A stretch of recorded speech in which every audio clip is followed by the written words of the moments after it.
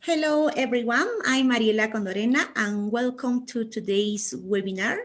Today, we have a great topic related to English teaching methodology. So before we started, we are going to remember that you have to follow us and join us to our network. On Facebook, we have WhatsApp, YouTube, Google site, and now we have new channels as Twitter and TikTok. Now, please consider this direction to participate in today's session. First, please type your questions in the comment section, and the answers to your questions and comments will be replied by our guest speaker at the end of the webinar in the question time section. Remember that, please. When finishing the webinar, we will share a link for you to have access to the exit ticket, which will be available for 15 minutes. Remember that you have to type your email here before. After that, we are going to send you some webinar resources, okay? And now it's time to know our guest speaker. Please, Ms. Sulamita Chuteng, can we help us? It's time to know him. Could you introduce him, please? Sure. Thank you, Miss Mariela. Hello, everyone. It's a pleasure for me to introduce our guest speaker for today's webinar. This is Mr. Liñan. Mr. Liñan has taught ESOL at all levels for more than 15 years in Peru and the US. He holds a master's degree in Romance Linguistics from the University of Georgia, USA. As a teacher trainer, Enrique has presented in a number of national and international events and has worked as an ELT consultant for a number of educational institutions. He's going to present the webinar titled Demystifying Language Functions in English Language Teaching. The objectives of this webinar are to define a functional approach to grammar teaching, identify some common language functions, and analyze case studies from past Minedu tests related to language functions. Mr. Liñan, thank you for accepting the invitation of our community English teachers in Peru. Welcome, and the audience is all yours. Thank you so much, dear Suli. Mr. Liñan, the audience is all yours. All right, thank you so much. Thank you for the intro, and thank you for the invitation. It's always a pleasure to be here sharing with my dear colleagues.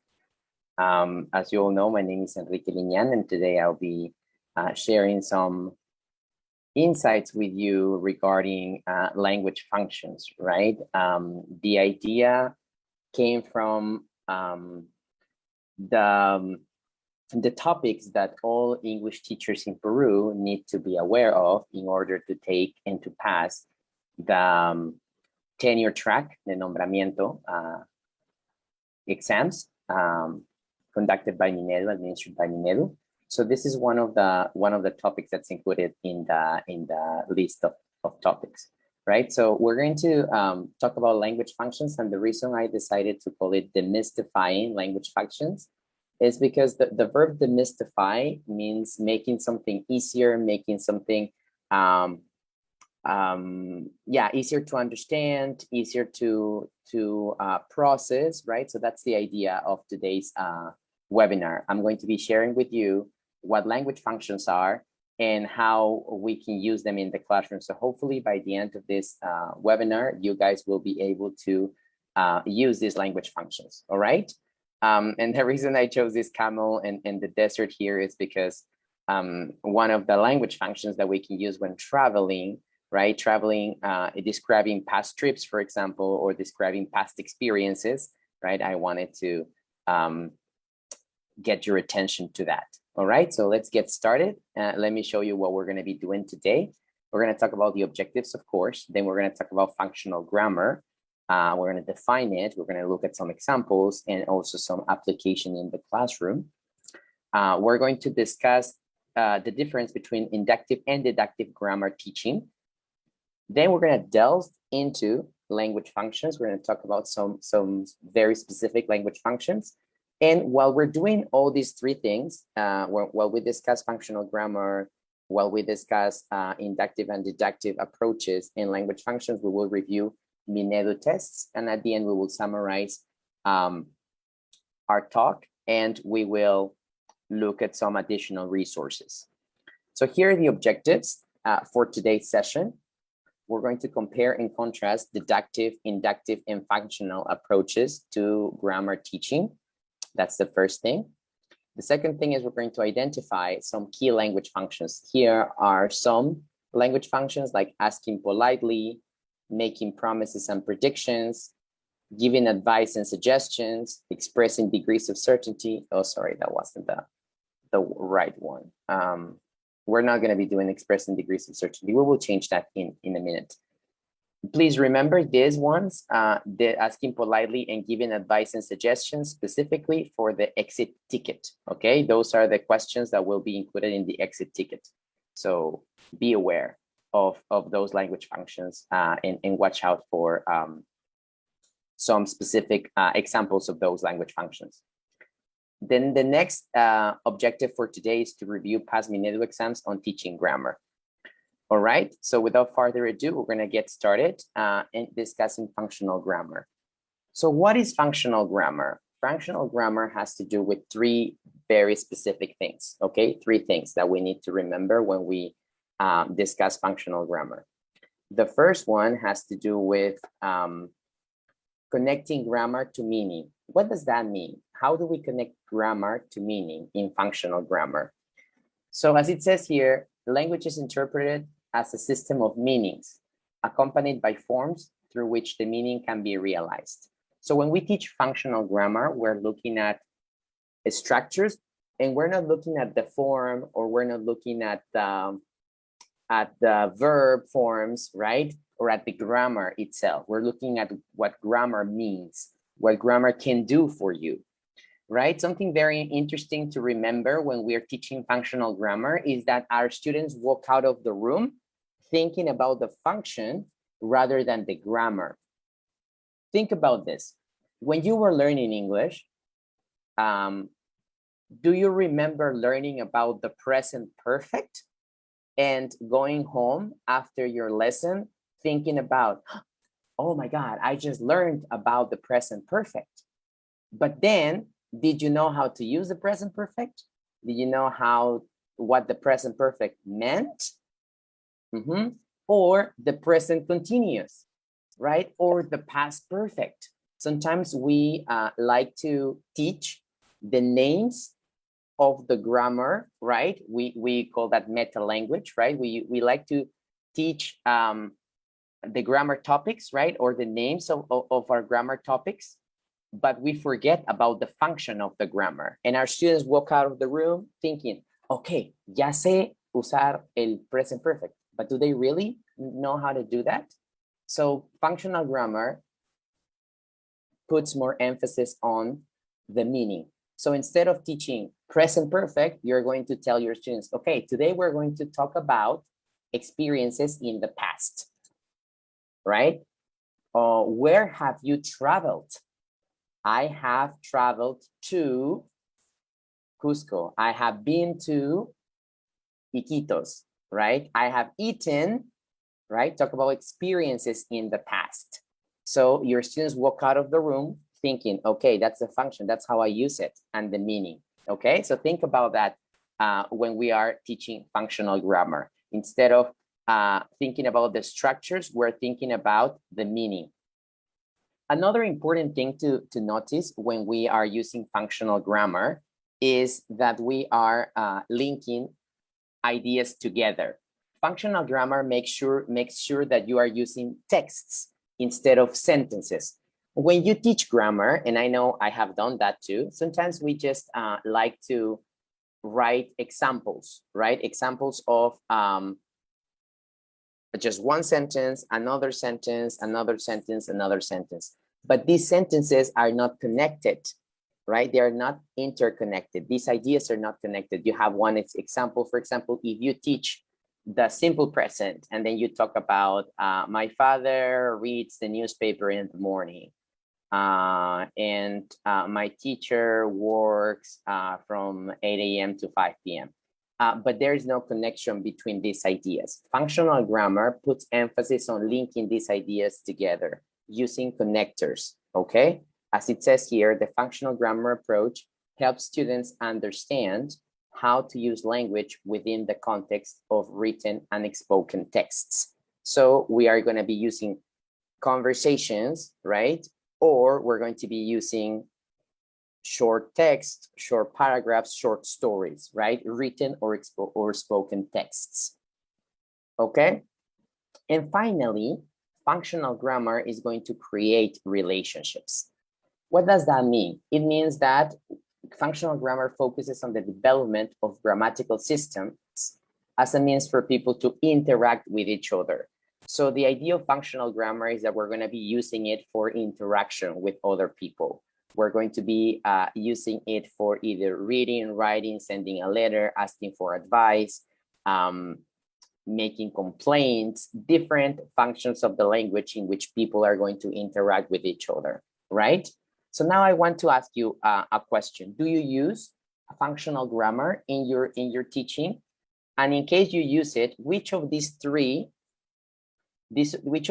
characteristics of functional grammar do you think are more important?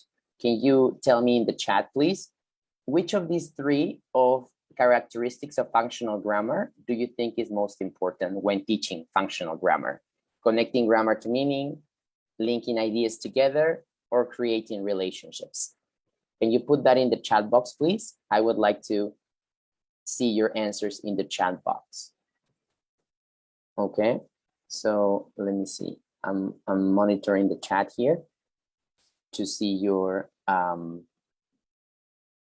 responses. Okay, so please tell me, do you teach or do you use a functional grammar approach? And if you do, please tell me which of these three do you think is more important? Connecting grammar to meaning, linking ideas together, or creating relationships? Okay, all right. I see some responses here from some colleagues. I see some people using it. Thank you. Who else is using functional grammar? Now, while I wait for your other responses, look at this section here. Something to keep in mind is that you need to make sure that your students deconstruct the text. If it's a conversation or if it's a paragraph, your students need to be able to deconstruct the text, to put it in pieces and to understand the meaning of this text. Reflect on the language structures used. They need to think about how these structures are being used, what these structures are being used for, and how the meaning is being conveyed. And finally, we need to analyze other communicative situations where those structures could be applied. So this is a very important part here. Okay, so in this section here, I'm going to analyze this part. I'm going to underline this, analyze other communicative situations where those structures could be applied. So in order for you to apply functional grammar in your classrooms, or you need to make sure that your students analyze the communicative situations. Okay, so please tell me if you have used a functional grammar approach in your classes. Okay, I want to see that in the chat box. Who has used a functional grammar approach in their classrooms? Okay.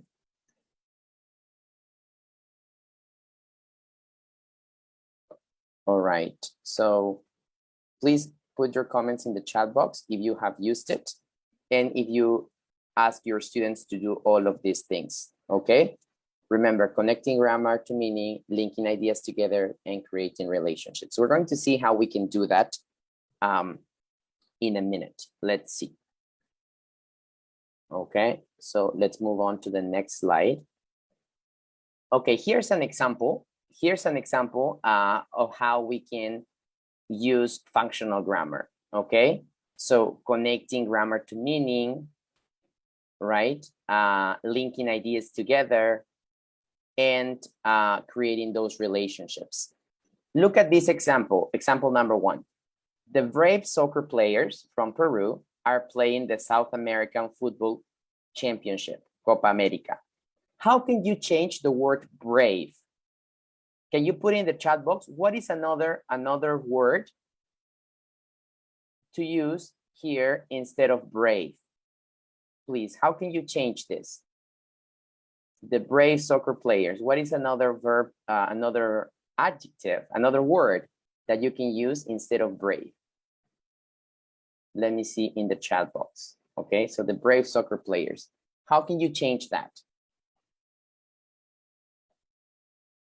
What can you substitute it with? The brave soccer players. Any other words?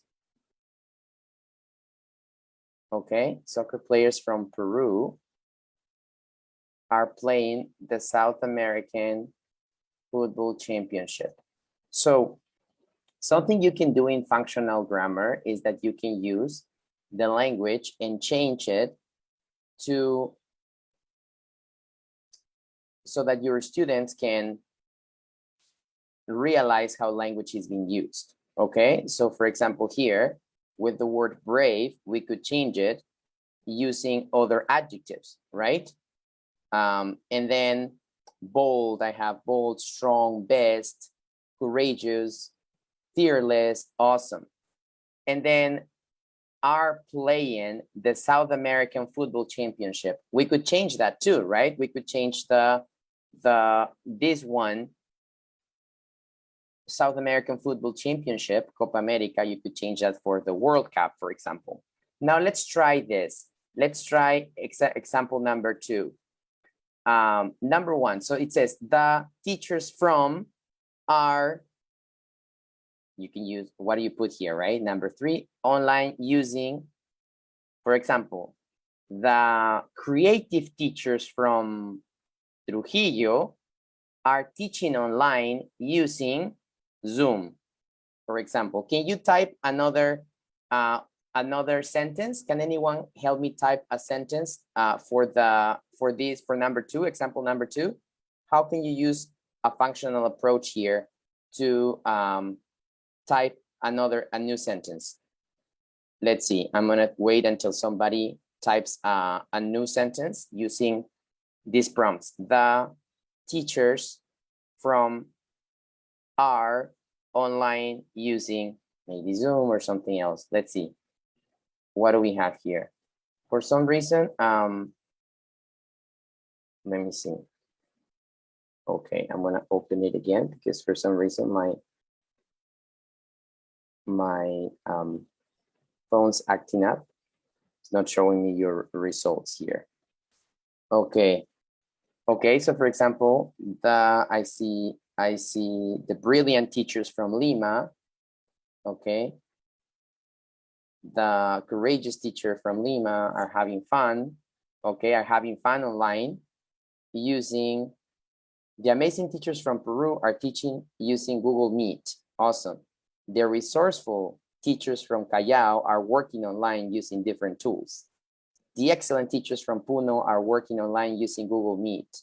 The nice teachers from Arequipa are doing a great job online using different platforms. Awesome. The responsible students from Esther Festini are studying online using their cell phones. That's great. That's great. You see how functional grammar can work. Okay, you can ask your students, give them samples. Of course, as I said before, it needs to be in a text. I didn't have enough space here to put a full text, right? But the idea of functional grammar is that you can ask your students to analyze the language and to use the language to make meaning of it. Every time your students, if you, for example, what is the tense that we're using here? If we're thinking about grammar tenses, what tense are we using in these examples? The brave soccer players from Peru are playing. The brave teachers from Callao are teaching. What tense are we using here? Which tense is this? The intelligent teachers from Ayacucho are working online using Mentimeter. Okay, so which tense are we using? Which language tense? Okay, do we have any answers here? Present simple, okay. Is this the present simple? Are playing, are teaching, are working. Progressive, right? Present progressive, awesome. Present continuous. So sometimes when we teach English or when we teach grammar, we tell our students, complete the sentences with the present continuous. And all your students do is change the verb to ing and put the verb be before it. But they don't understand what the sentence means. With functional grammar, you make sure that your students understand what they are writing. Because in order to complete these examples, example number 2, you need to understand what this phrase means. So that's how functional grammar works, okay? Make sure that meaning is there. It focuses or pays particular attention on meaning, okay? Awesome. We're gonna move on to now an exercise. I know you like these exercises. We're gonna clear our drawings. Okay, here we go. This exercise is from the a past Minedu test. Okay, so it says here, Brenda's 4th graders have been talking about health problems during the past few sessions. Given that context, she wants them to practice. Okay, so look at this. This is the function, giving advice and suggestions. Okay, this is the language function, giving advice and suggestions. She has planned the following sequence. The teacher pairs up the students and gives each one role. Student A is the doctor and student B is the patient. Student B has to describe the symptoms of a health problem he is experiencing, such as stomachache, a headache, a cough. And student A has to give him advice to get better. The students work for some minutes and then the teacher calls some volunteers to present the conversation. Finally, the students reflect on the language. Look at this. Reflect on the language related to advice and suggestions. And the teacher elicits other situations in which they can use that language. So which approach to teaching grammar is Brenda trying to promote? Is it inductive approach, deductive approach, or functional approach? Please, what do you think? Oh, so it says deductive. Sorry, it doesn't. It's meant to say deductive. Sorry, deductive approach. Letter B is deductive. Sorry, this is wrong. Let me change it. Okay. So it's supposed to. Okay. Deductive. There we go. Apologies. Deductive approach. So inductive approach, deductive approach, or functional approach. Some people say deductive, some people say functional. So it's communicative, yes. It's not deductive, definitely not, because remember in deductive, we always show the grammar rule first. So the teacher has not shown the grammar rule. It's not inductive. Why is it not inductive? So we know it's not deductive, okay? So here we go. It's not deductive, okay? We know it's not deductive because in deductive, you show the grammar rule first. It's not inductive because we are not talking about how language works. We are not talking about how language, we're not reflecting on or inferring how language structures are used. We are not talking a lot about language structures. We are looking at the language as chunks, okay? We're looking at language as chunks and we're reflecting on the language and we are looking at how we can use it in other situations. So the answer is letter C, functional approach. The key here, the key for letter C is the answer. Why letter C and not letter A? The reason for this is because you are looking at how you can use this in other situations. That's the key. If you see that you want your students to analyze or to reflect or to think how they can use the language in other situations, then you're looking at functional approach. Inductive and deductive look at the language forms, look at the structures, look at how you use the present simple, so you got the S, the ES, etc., etc. The inductive approach still uses grammar rules, but the functional approach doesn't. The functional approach asks students to analyze the language and to change some parts to understand the meaning of the language rather than the language structures, okay? So letter C is the answer, functional, okay? And the key is this part, analyzing other situations in which they can use that language. All right, let's move on to the next session, the next part. Now let's look at inductive and deductive. Okay, what's the difference between inductive and deductive, and which one's more student-centered? That's a question for you. Which one is more student-centered, inductive or deductive? Please tell me. So inductive here, look, inductive first presents examples of the structure in a text, in a conversation, in a paragraph. You show examples of the language that you want to highlight. That's inductive. And then deductive first explains the rule. Okay, you bring your chart, you bring, for example, you tell your students you have to use the subject, the verb have or has, auxiliary verb, and then the past participle, and then the complement. You explain the grammar rule. That's deductive. In inductive, after you look at the examples in a text, you infer the grammar rule. You try to make generalizations and infer how the grammar works. And finally, you practice and produce your examples. In a deductive approach, as I said before, the teacher explains the grammar rule, then the teacher presents examples of the structure, and finally, the teacher asks students to practice and produce their own examples. So which one is more student-centered? I see a lot of you are saying inductive. Inductive is a more student-centered approach. That's the difference. When you were learning English, when you were students, when you were learning English, you know, I don't know when that was, but when I was learning English, it was the year 2001, 2002. Yeah, it was the early 2000s. Yeah, so when I was learning English, my teachers used a deductive approach. Which of these two approaches did your teachers use? Did your teachers use inductive or deductive? Not you, your teachers, when you were learning English. My teachers used a deductive approach. They would always bring the grammar charts and give me the rules, and then tell me how to use this grammar with some examples, and then we practice. It was presentation, practice, production. They presented the grammar, then we practiced, and then we produced. When you were students, which approach did your teachers use? Inductive is more student-centered. Carmen says that her teachers use deductive. Claudia says that her teachers use inductive. And it's okay. Sometimes it doesn't mean that one is better, the other is worse. No, I'm not saying that. It depends on the focus of your lessons. I'm going to show you a couple of examples here.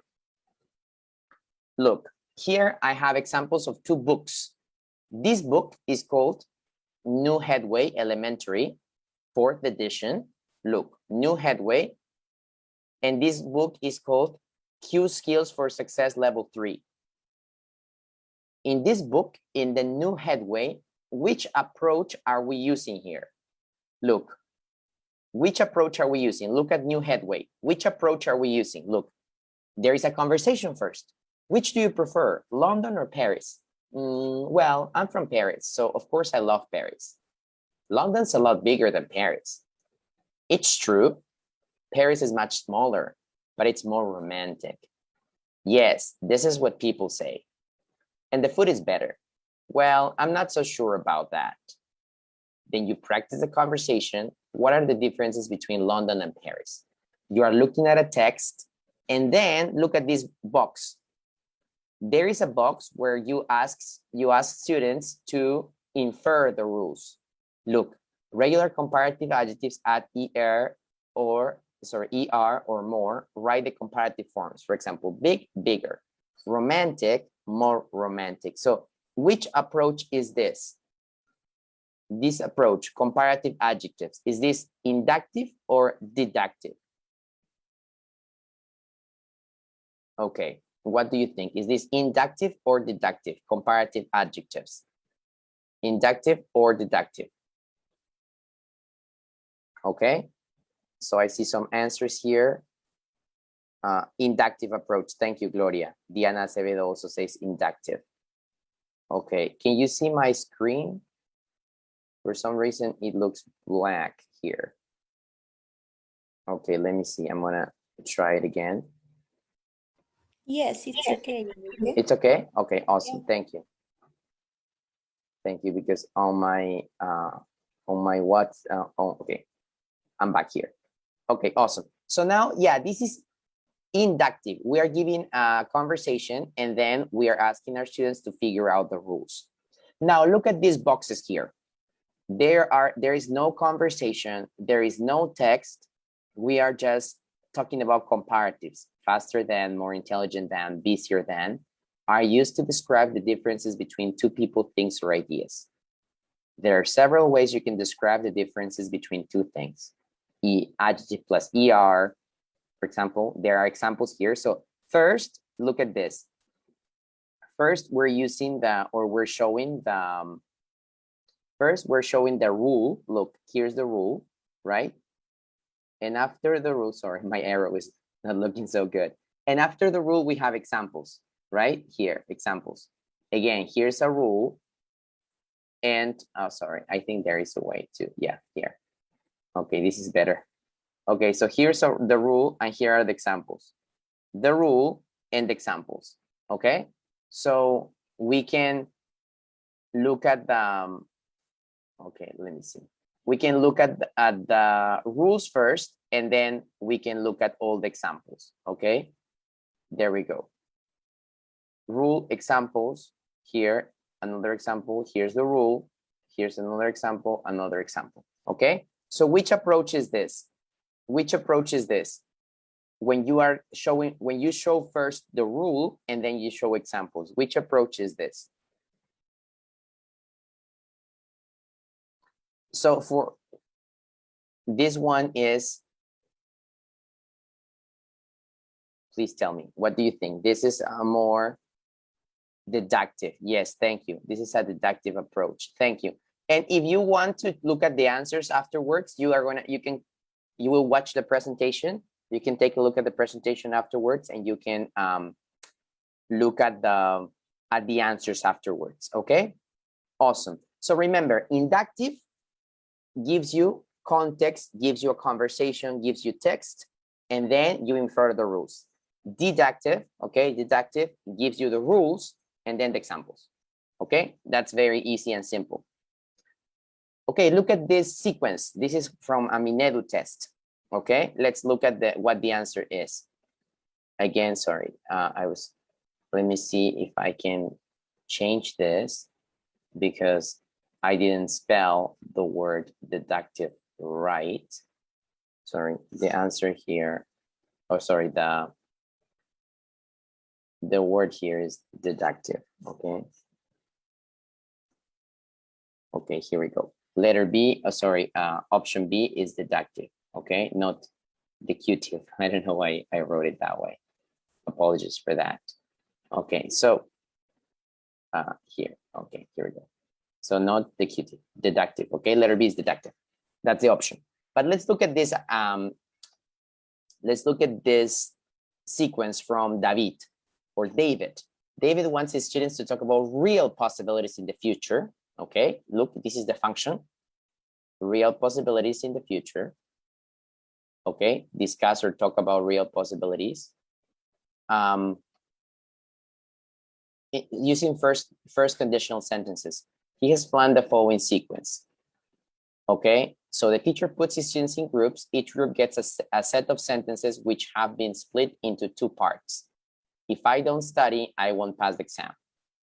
The students have to match 2 slips of paper to make a complete sentence. When all the groups have finished, the teacher elicits the correct sentences and writes some of them on the board. The teacher writes the following questions on the board. How many clauses do you see? Okay, look, clauses. How does the conditional clause start? What tense is used in the conditional clause? What tense? What tense is used in the main clause? When do we use this type of sentences? The students discuss the answers in their groups. Then some volunteers share their ideas with the rest of the class. Then the students do some exercises about real possibilities in the future using conditional sentences. Finally, the students create their own examples. What happens here? What are we doing first? Are we giving the rule first? Yes or no? Are we giving them the rule first? No. So the answer is not deductive. It's not deductive because we are not giving the rule first. Now we have 2 choices, inductive approach or functional approach. Do you remember the functional approach? Yeah, do you remember the functional approach? Remember, the functional approach focuses on meaning. It doesn't focus on the grammatical structures or the tenses, okay?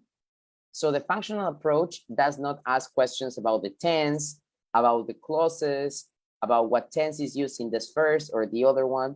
The functional approach focuses on the meaning, okay? So the answer here is not deductive. What is the answer for this case study, for this question, for David? Which approach is David trying to promote? Inductive approach or functional approach?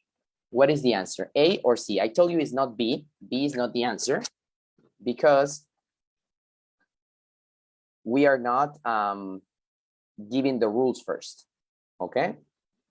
So the answer is inductive. Thank you, Rosa Andrade, Roxana, Marielita Vasquez, everyone saying is letter A. Yes, the answer is letter A, is inductive approach, okay? The answer is letter A. Why? Because we are talking about meta language. We're talking about grammar, tenses. We're talking about clauses. We're talking about conditional clause, main clause, okay? Functional approach, the functional approach doesn't focus on these structures of grammar or these names of grammar. The functional approach focuses on the meaning and how you can use this in other contexts, okay? The inductive approach gives you examples, remember, and then analyzes the language and helps you infer the grammar rule. The functional approach doesn't focus on rules, okay? So that's the idea. So it's not functional. It's not functional, it's not deductive, it's inductive, okay? Awesome, functional.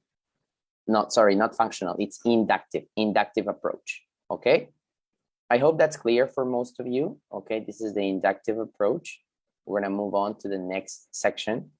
Oh, sorry, no, the answer is letter A. The answer is A, okay? I'm going to make that change afterwards because the answer is A, inductive. It's not C, sorry, that was a mistake. It's letter A. Answer, inductive approach, okay? Because we are asking questions to reflect on the tenses. That's why. Okay, now we're gonna move on to forms and functions, okay? What are forms and what are functions? These are 2 key topics that you need to remember and that you need to know, okay? So for example here, what are forms and what are functions? Let's look at this. Forms, as you can read here, forms are language structures and lexis. Lexis means vocabulary, okay? So language structures and vocabulary that are used to support functions, okay? So that's the meaning of forms. Forms are the language structures and lexis that are used to support functions. And functions, functions refer to what students do with the language, what we do with the language, what you do with the language when you're interacting with others. Remember when we started talking about the functional approach, we talked about three things about functional grammar. Remember these three things: connects the grammar to meaning, links ideas together, and creates relationships. So when we are talking about functions, we are creating that interaction, those relationships between speakers, okay?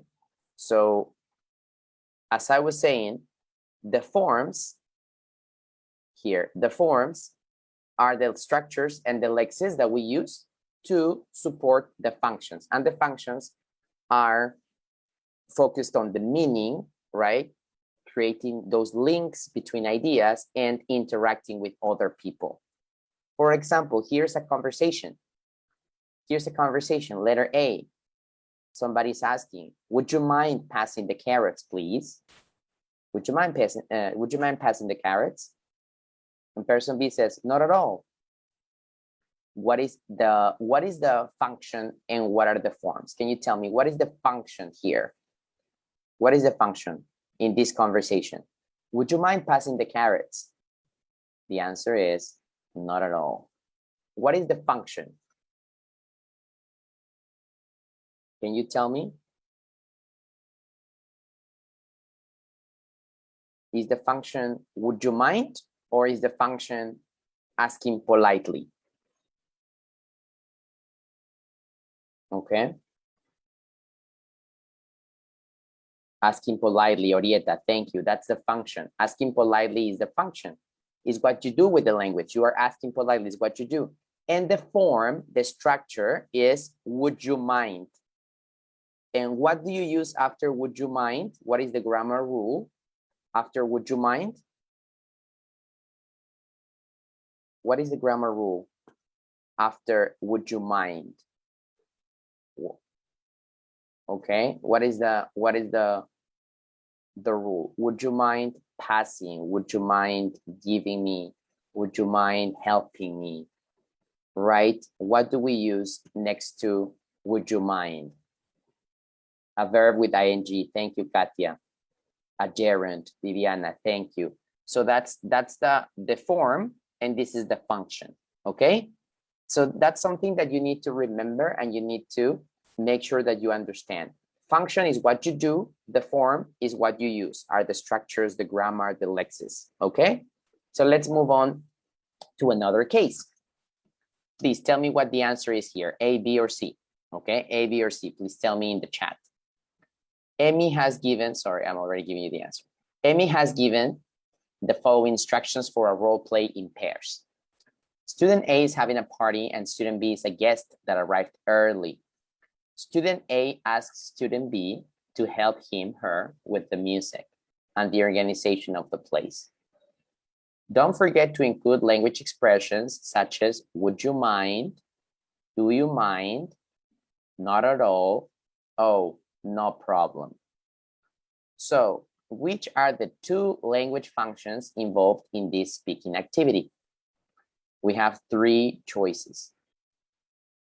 Asking politely, agreeing to requests, asking for suggestions, giving short responses, making offers or promises, showing interest or surprise. Let's start with letter C, making offers. Making offers or promises. What tense do you use when you make promises? Okay, we're going to see that in a minute. If you look at this part here, it says making promises. When you make promises, what do you use? You use will, right? When you make promises, you use will. So delete this. Okay, so for making promises, if you want to make promises, you use will for making promises. So do we have anything here with will? No. When you show interest or you show surprise, when you show surprise, what do you use? You use adjectives like,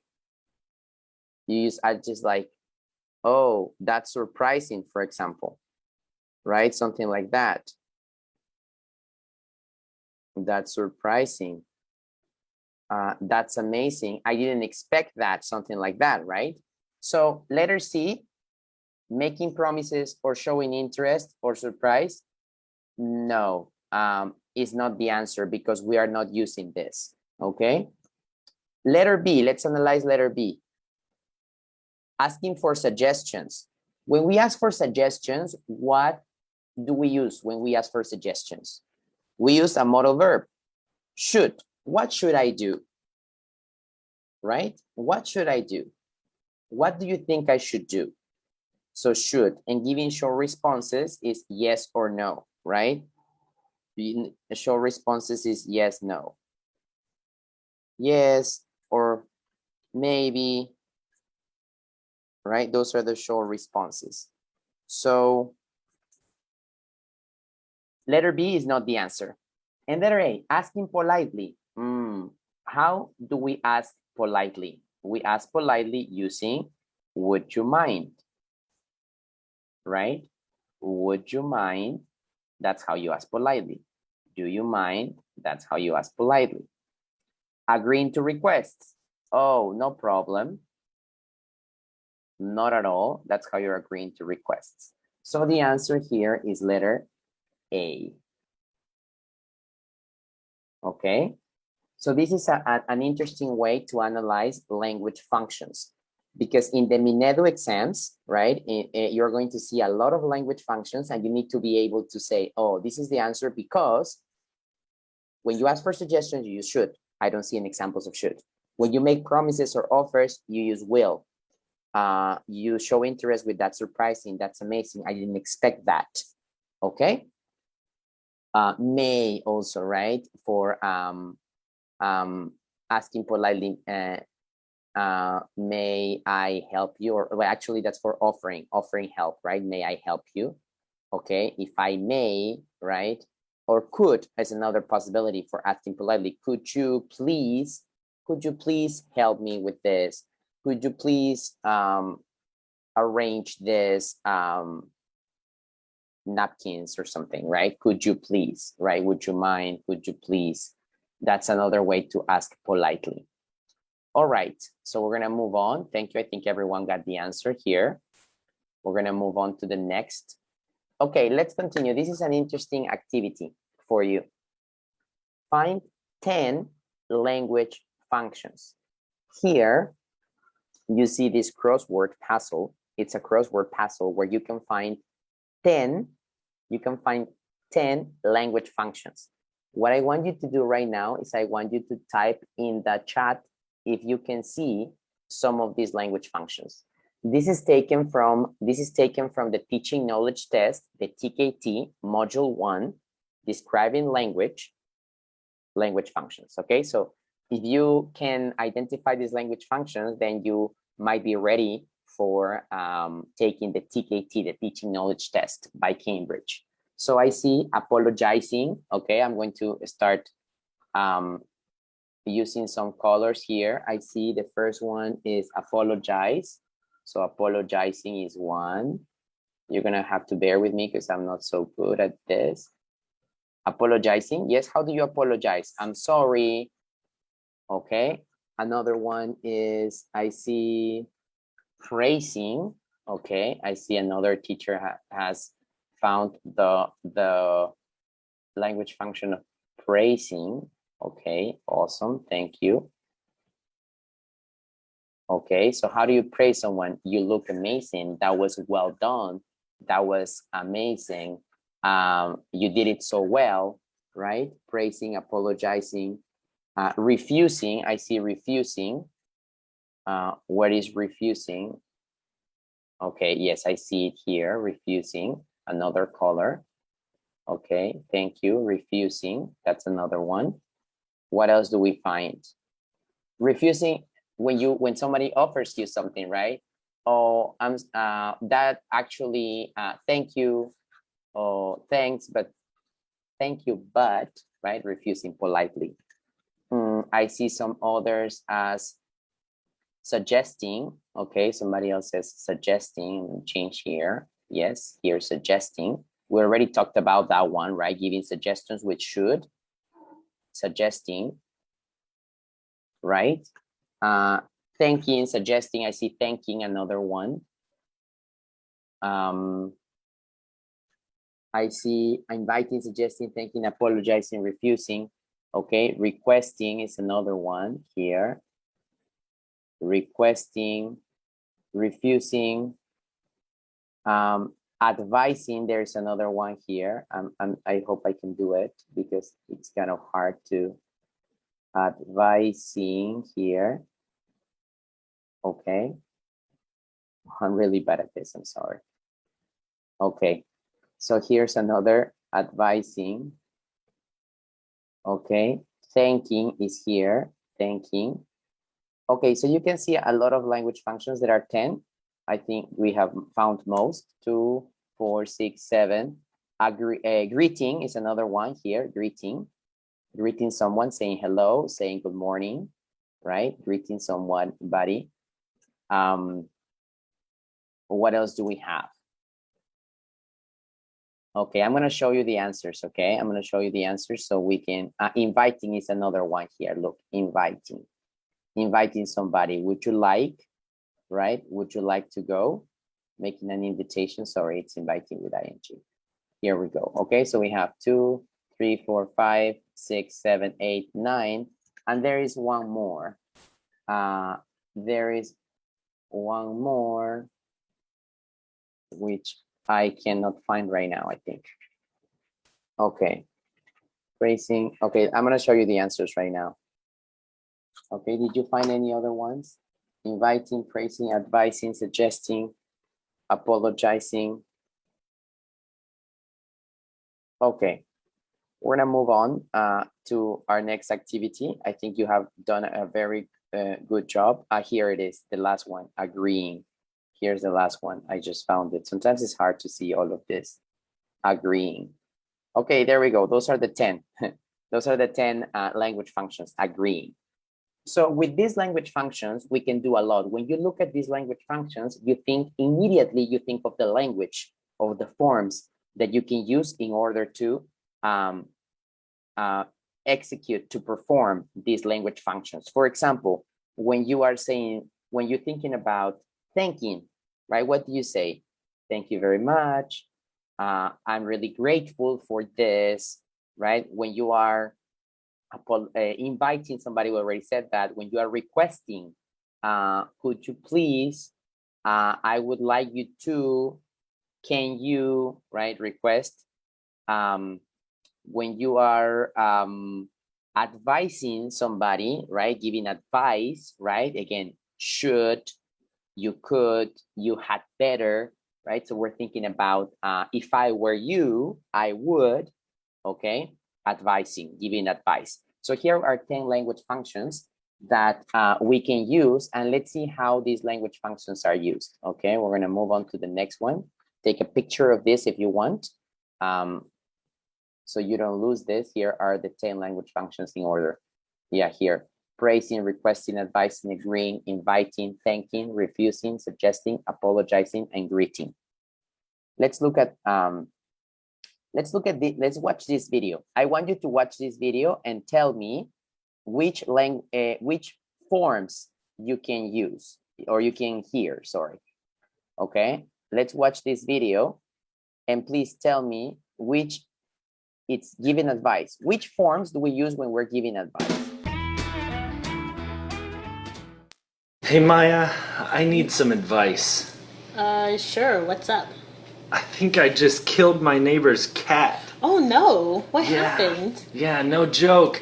I was driving my car and it just jumped out. It seemed like it wanted to commit suicide or something, but my neighbor, he loves that cat. I don't know what to do. Well, you have to tell your neighbor. Really? I have to? Do I have to? Can I just hide the body? No, you can't do that. That's just wrong. You'd better write them an apology letter too. Can I just move to a new apartment? Here are the modals of recommendation that we're just using. All right, so which verbs or which modals are they using, right? Which phrases are they using to give advice? For example, here when Maya is giving advice, right?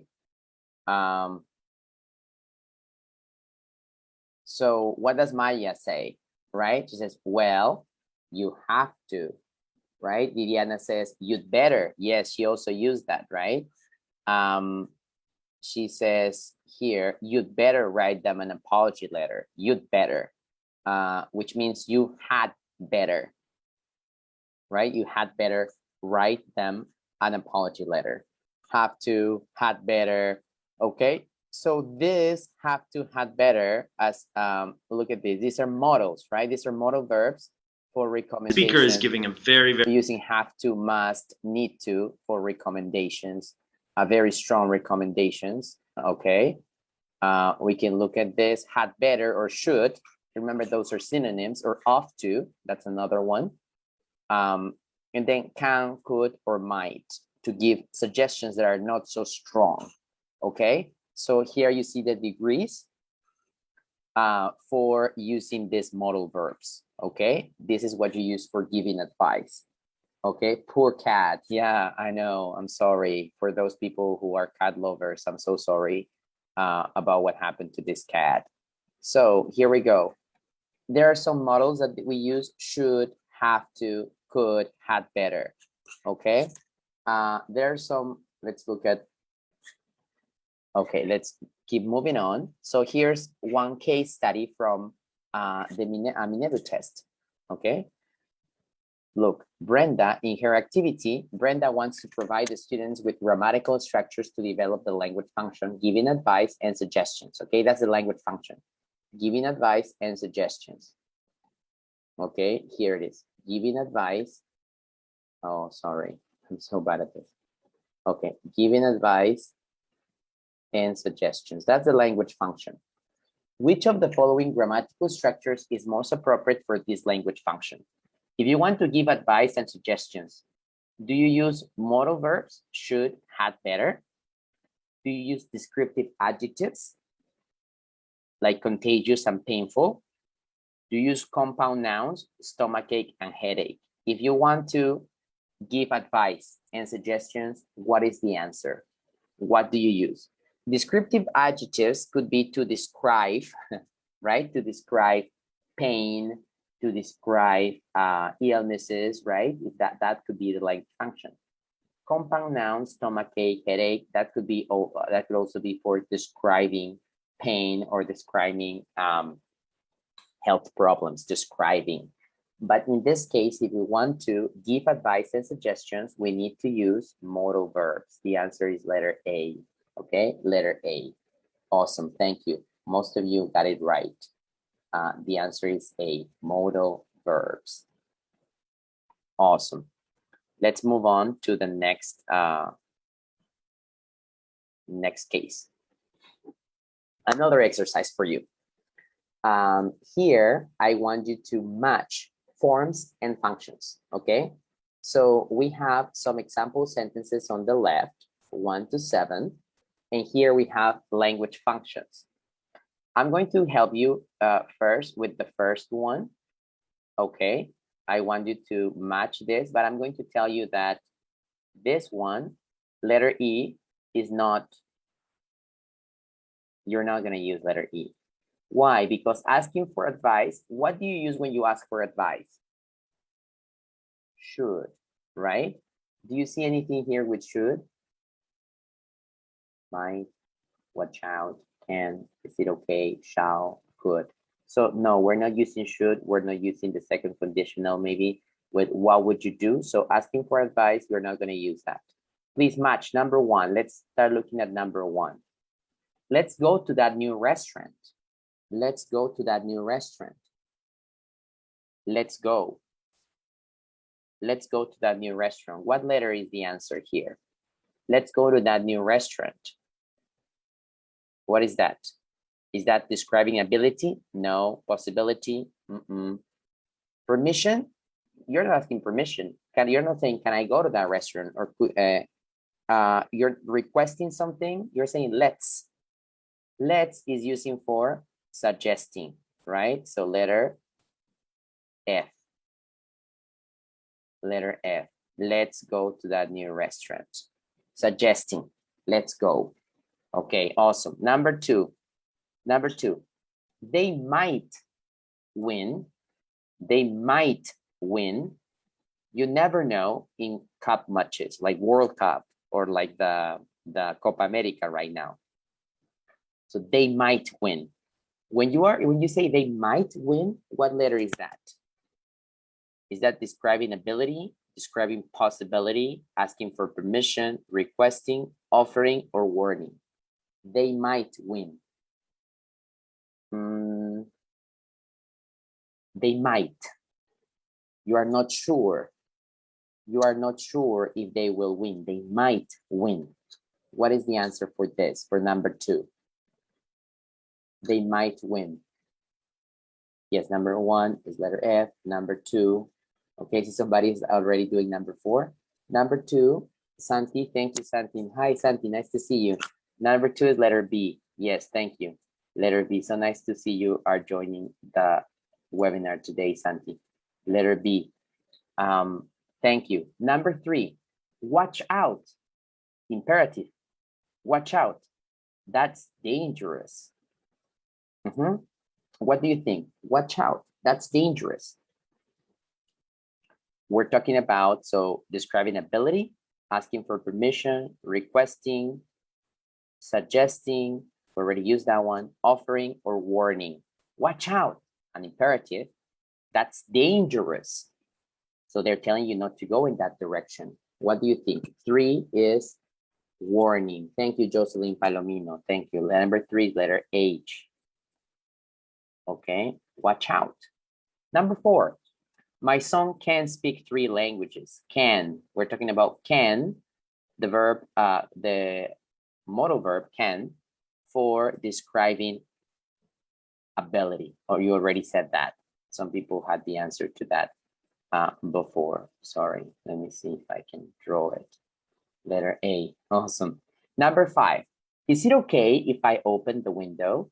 Is it okay if I take this piece of paper? Is it okay if I turn off the lights? Is it okay if I eat this banana? Right? Number 5, what's the answer for number 5? Is it okay if I, yes, Edwin's saying number 4 is A. Number 5, Maritza Palacios, thank you, Maritza. You're saying number 5 is warning. Yes, sorry, no, number 5. What's number 5? Is it okay if I? Is it okay if I? Mom, is it okay if I go to the movie theater? Is it okay if I go to the movies with my friends? Is it okay if I go to a party? Yes, Genara. Hi, Genara. Nice to see you there. I see my colleagues from Trujillo and from Genara from Trujillo and Santi from Chiclayo. Hi there. Thank you for joining. What about number 6? Shall I show you how the camera works? Shall. Very formal, very British too. In the US, shall is not so common. But here, what's happening? You are at the supermarket, right? You are at a department store, and you are buying a new camera. You buy the new camera, and then the person who's helping you there, right, is saying, shall I show you how the camera works? Number 6, that will be offering. Yeah, this person is offering help, right? And finally, could you pass me my bag? Could you pass me my bag? What is that? Could you pass me my bag? That's number 7 is letter D, requesting. Awesome, thank you. So what I wanted to do with this activity, again, this is also taken from the TKT, from the Teacher's Knowledge Test, is I want you to see that language functions, again, that's how what we do with the language: describe, ask, request, suggest, offer, warn. That's what we do with the language. But we cannot use language functions without the forms, without these examples, right? Either using let's, using might as modal verbs, using imperatives, using conditionals like is it okay if, using modal verbs again like shall and could and can, right? So every time we think about functions, we think about these example sentences. Something that I would like to highlight is that whenever you're teaching grammar, make sure that you are focusing your attention on the functions. So tell your students, today we're going to talk about how to describe possibility. Today we're going to talk about how to describe ability. Instead of telling your students, today we're going to use can and can't, right? Because your students will walk out of the room thinking can, can't, but they will not know how to use that.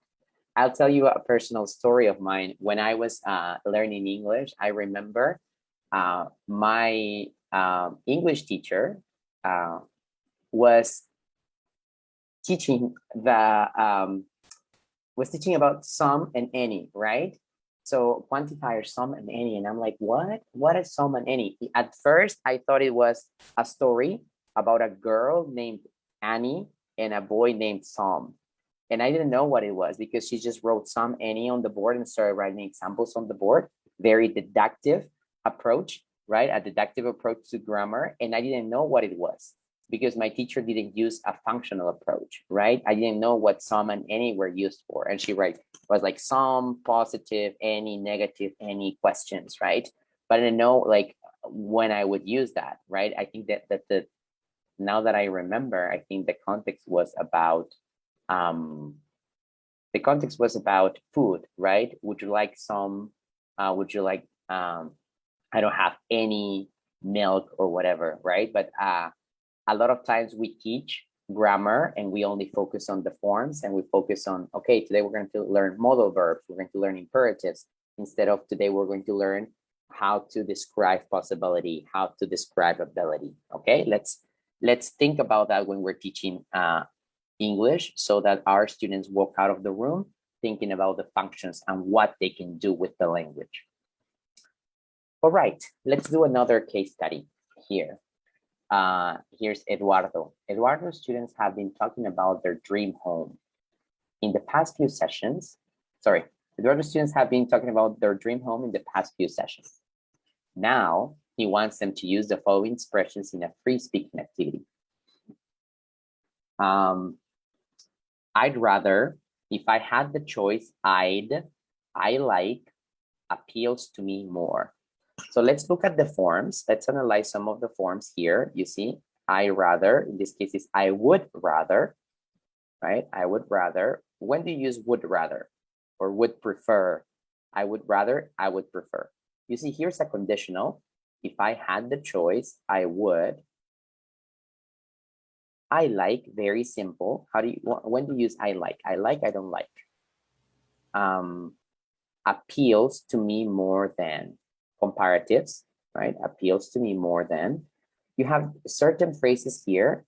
Okay, and then we have, which of the language functions are these expressions most suitable for? So we're analyzing the language function here. Being imprecise or vague.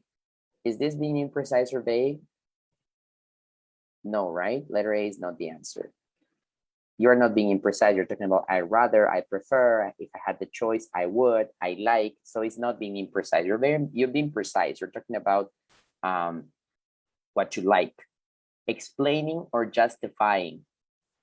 This is explaining. When you explain, you would need to give more information, right? Maybe because, right? When you're explaining because, since, therefore, right? And we're not using that. We don't see any of that. So this is not the answer. Everyone is telling me, Enrique, the answer is letter C, expressing preferences. And you see, it's very interesting because expressing preferences, in order for you to express preferences, you can use something as simple, A1 level as I like, or something more sophisticated as the second conditional, if I had the choice, I would, right? Or I'd rather, appeals to me more than. So this is the beauty of the language. For one language function, you can actually use different language forms at different levels. And that's very important to know. So your students can learn that in order to express preferences, they can use certain different structures. And also for you as teachers, if you want to take any standardized test, international test, you can also keep in mind that these language functions, like if I had the choice, I would. For example, I work with students who want to take the IELTS test. And one of the common questions is talking about their dream homes, right? Or what kind of home would you like to have in the future? And sometimes they say, I like big homes. Okay, that's okay. But if I have a candidate who says, if I had the choice to buy my own house, I would definitely buy a spacious home or spacious house because this, that, right? So you see that in order for you to express or perform these language functions, you have a variety of language forms. All right, thank you. Let's move on to the next exercise. Let's see, what do we have next? Okay, language functions in songs. I'm going to play this song from Rihanna. It's a pretty famous song. Maybe you've heard it before, or you might have heard of it. It's called Umbrella. And what I want you to do is I want you to identify the language forms and the language functions in the song. I'm going to play an extract of the song, and I want you to listen and to tell me what language form are we using, right? Forms, remember, the structures. And what functions is she trying to convey? What is the meaning of these language forms? Okay, let's see.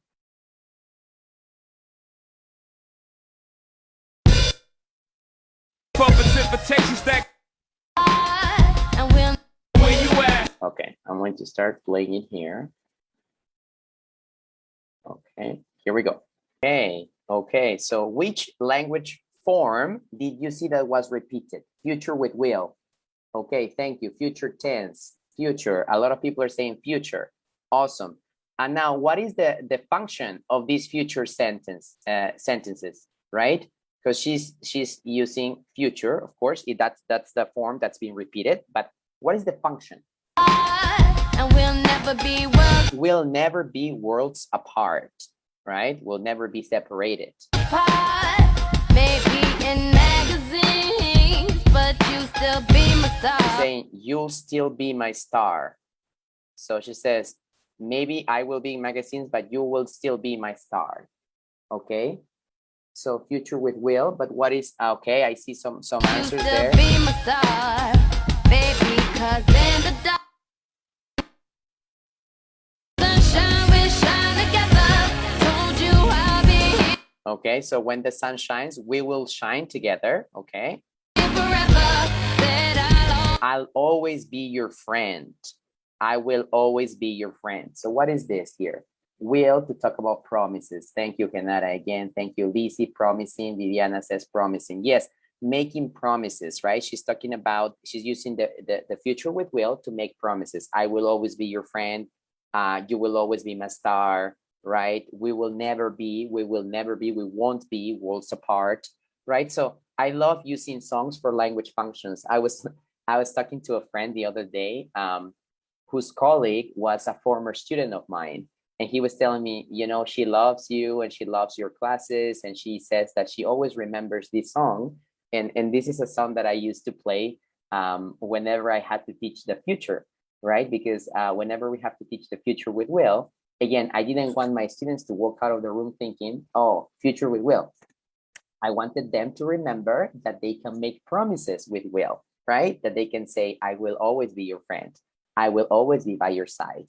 You will always be my star, right? I will always love you, right? Those promises that you can make using will, okay? And you can use any songs. I mean, there are so many songs to talk about, and for example, narrating past events, right? There are a lot of songs for that, making promises like we did right now, talking about possibilities, talking about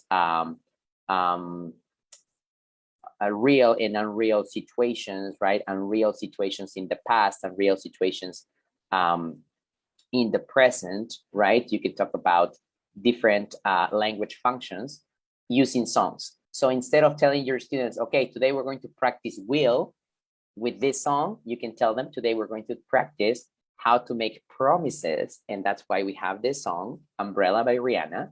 and you will be able to practice how to make promises in the future, okay? So that's a nice song. Do you have any other songs that you use? Can you share with me? Can you share in the chat any other songs and what language functions you use with these songs? Like, for example, Umbrella, Rihanna, to talk about promises, to make promises in the future. What other songs do you use to teach language functions? Can you share in the chat any ideas?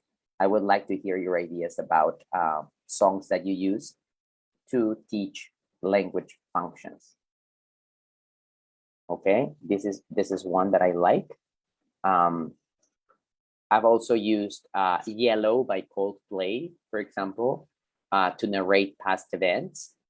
Yellow by Coldplay. That's one of my favorites. I used Who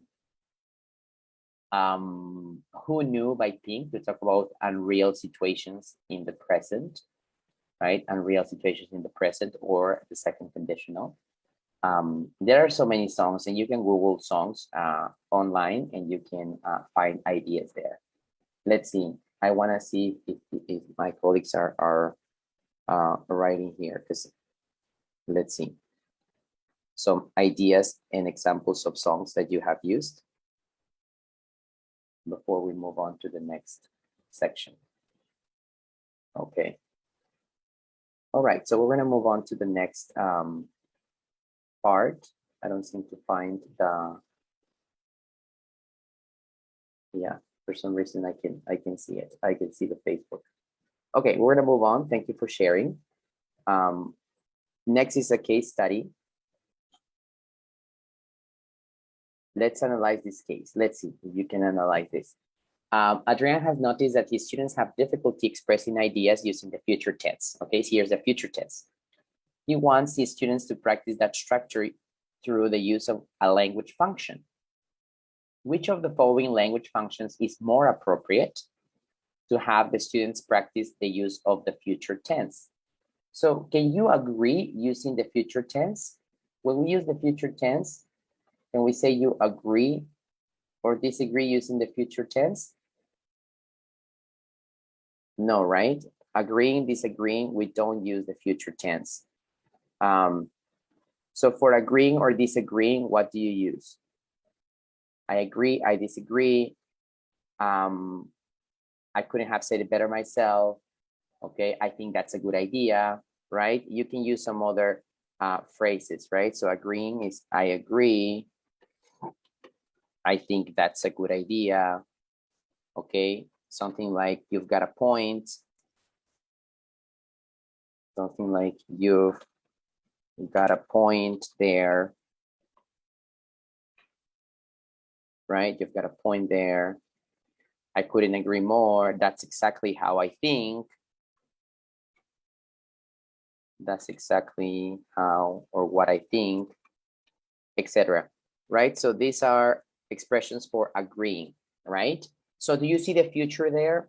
No, right? There's no examples of the future there. Expressing hopes. Do we express hopes with the future? Yes, we could, right? I hope he will come back soon, right? Okay, and then blaming someone. Okay, he was the one who did it. You're using the past tense, right? He was the one who did it, for example. So the answer here for this is letter C, right? So letter B, expressing hopes. Where's my other mouse? Expressing hopes is the answer for this. Letter B, expressing hopes. I hope he will. That's another use of the future, for example. It's another use. We talked about making promises. Also expressing hopes is another use of future with will. Okay, let's move on. Here's another one. This is our very last case study for today. Let me see. Manuela students are going to give an oral presentation about global warming and its possible consequences on the planet. She asks her students to build their arguments using the following expressions. It's likely to, they won't be, there might be, there will definitely be, right? Look, won't, might, will, and there's also an adverb here, definitely and likely. So when we're talking about predictions, and here's like making predictions. When we make predictions, what do we use? We can use may, we can use might, we can use will, we can use must, right? Also must for predictions, right? Someone's knocking at the door. Who is it? Oh, that must be my father. He said he would arrive at 4 p.m. Must, making predictions. Making comparisons. You all know that comparisons are more, right? More than. And making generalizations. Okay, making generalizations. How do you say? Generally speaking, for example, generally speaking, that's a way to make generalizations, etc. Right? So what is the answer here, my dear colleagues? If which of the following language functions corresponds to the expression Manuela wants her students to practice? Which of these is the answer? What do you think?